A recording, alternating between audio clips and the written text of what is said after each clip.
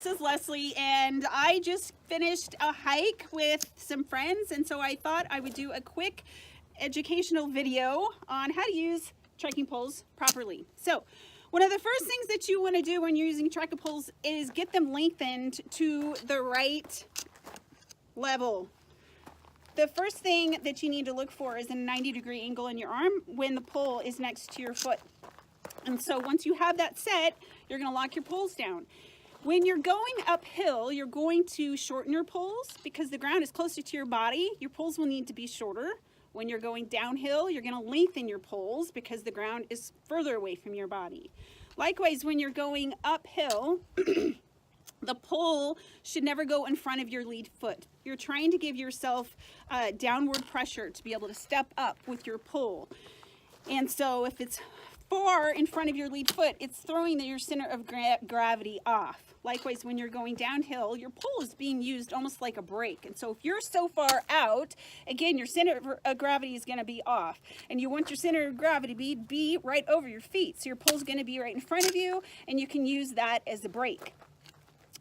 Now, to put your poles on, there's a little trick with our handle. And this handle is super useful. So the way that you're going to do it is your hand is going to go under, it's going up, you're going to grab onto the pole and the strap at the same time.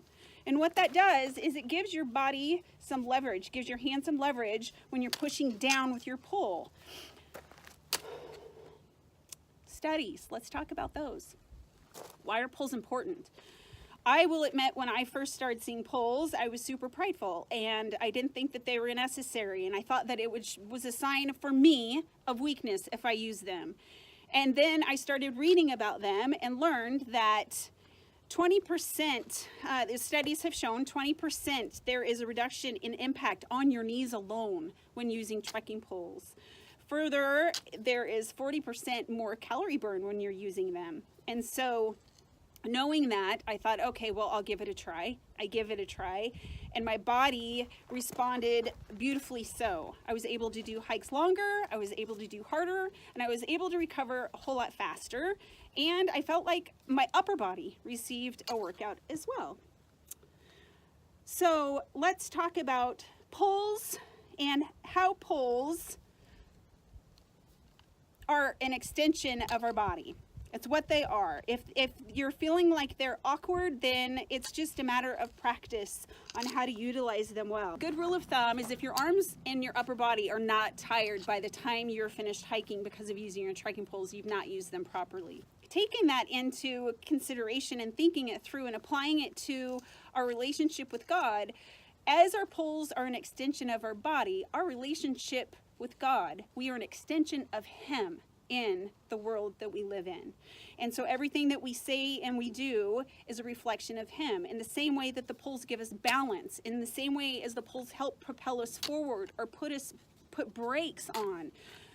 When we have a intimate and personal relationship with the Lord, we're speaking to Him about our daily life and including Him and inviting Him into every avenue. That's exactly what He does for us. He gives us balance. He propels us forward. He helps us put our brakes on. And He keeps us on the steady path. I hope that you've enjoyed this video, and I hope that you've learned something. Thank you, Natalie, for being my model. You're so welcome. Have a good day.